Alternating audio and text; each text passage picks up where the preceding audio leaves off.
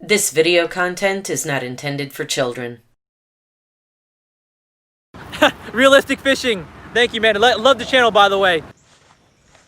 Welcome back to Realistic Fishing. Well, it's kind of raining a little bit. It's a cool fall day. And we got some shad out here. We got schools of shad. Hopefully I can find something feeding on them. I'm going to fish a small boot-tail swim bait first. Let's see if we can get a bite. I'm starting out with this. This is a Jung Pulse Minnow. I got it Texas rigged with a 16th ounce weight. I think I'm going to start over here and work my way down. There's just shad all over the back of this creek. I'm not seeing a ton of fish feeding on them, but I suspect there are a few. If I don't get a bite on this, I could always try a crankbait or something else. I could even just try to catch some of these shad and use them as bait. We'll see how it goes.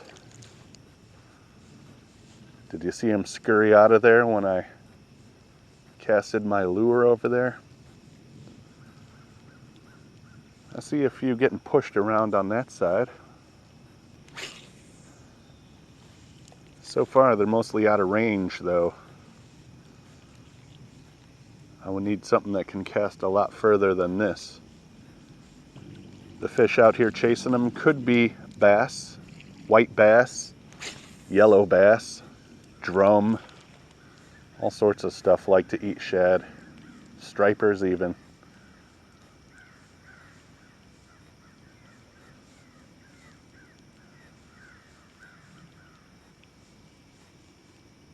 I'm competing with thousands of shad out here trying to get my lure noticed. So I'm going to use an erratic pattern. Reel, then pause, then reel, then pause. Let it sit on the bottom. Just mixing it up.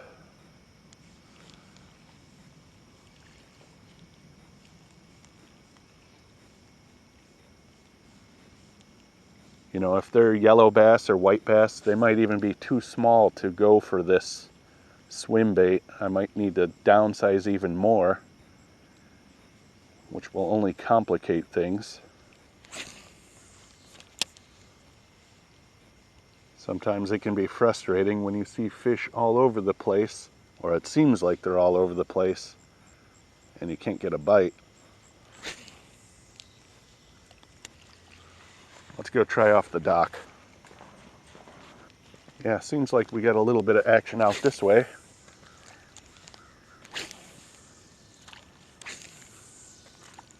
All right, we're gonna switch off of small paddle tail swim bait. Maybe I'll go for a small crankbait. Let's see what I got. Hello, this is Thomas from Thomas Arm Fishing. You're watching Realistic Fishing. Keep it realistic.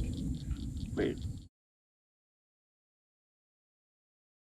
All right, I'm switching it up to this. This is a small storm crankbait. Sort of like a square bill, sort of like a coffin bill. Anyway, let's see if we can get a bite on this.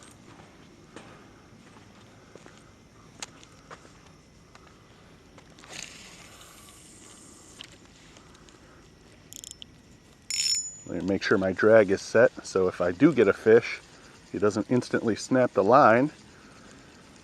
Fish an 8-pound test here.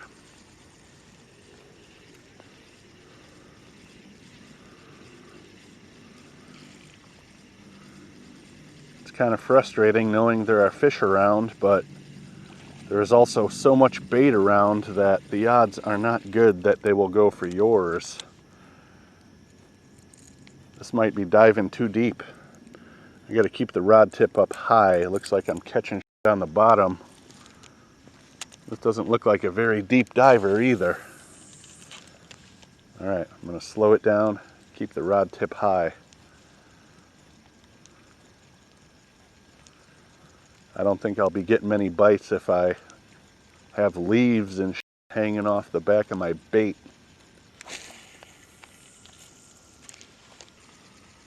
And of course I'll get some people saying, you should be using top water. None of these fish are striking things that are on top. What you see is the fish pushing the bait fish up from underneath, and the bait fish are jumping out of the water. They're not actually boiling on top. They're not actually eating anything that's swimming on top. They are actually feeding from underneath, and you are watching them push the shad up. You're not seeing the fish come out of the water. You're just seeing the shad jump out of the water because they're afraid.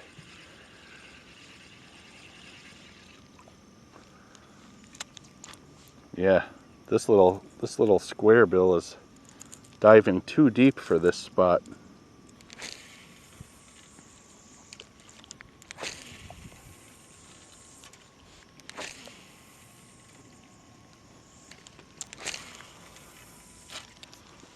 All right, well, I tried a swim bait, I tried a crankbait. Now I think my best bet is to try to catch a shad and use that as bait. Let's see what I can do. This is Craig from Fishing with Lord Almighty, and you're watching Realistic Fishing. Keep it realistic. All right, so I got my shad catching rig here, small treble hook and a little weight, right? Since it's a bait fish, I'm allowed to catch it on hook and line like this. Then I'm gonna use it as bait to catch something else. Since there are so many shad out here, I really shouldn't have a problem catching any.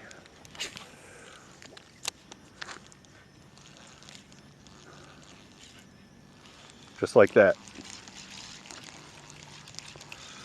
So now I'm going to cast the shad out there and wait. Fish. Fish already. First cast. See that? Switched it up to a live shad. Got a bite right away. Let's see what we're dealing with. Is it a bass? Is it a drum? White bass?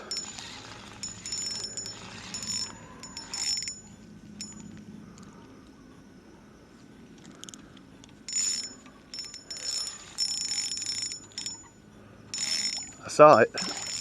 It's a white bass. Really nice sized white bass as well. Let's see if it's a trophy.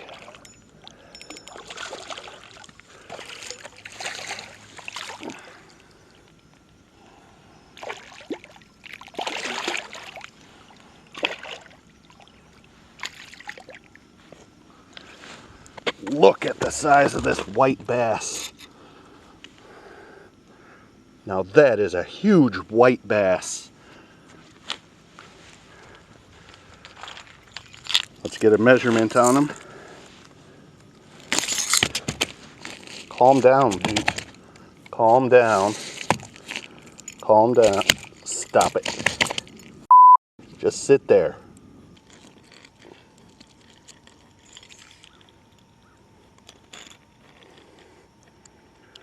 $16.5, almost 17 inches. He was hooked a little bit deep. I had to run to the car and get the pliers.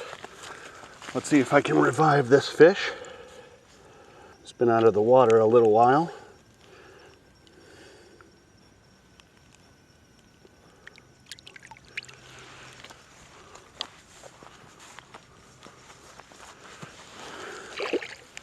There he goes. Nice 16.5-inch white bass. Swam away too. Hell yeah. Well, there you go, folks. The power of live bait. First cast with a live shad. Boom, 16.5-inch white bass. I think that might be a trophy. Let's look it up. Trophy size white bass, Tennessee. Here is information from tn.gov. White bass, 18 inches. Missed it by 1.5 inches. Well, it's really starting to rain now, and I think it's time to go. There was a little bit going on today. We had some fish feeding on shad in the back of this creek. I tried a crankbait, couldn't get a bite. I tried a swimbait, couldn't get a bite. Switched to a live shad that I caught on the spot. Caught a 16.5-inch white bass. An inch and a half away from a trophy-sized bass here in Tennessee. Thanks for watching Realistic Fishing. Keep it realistic.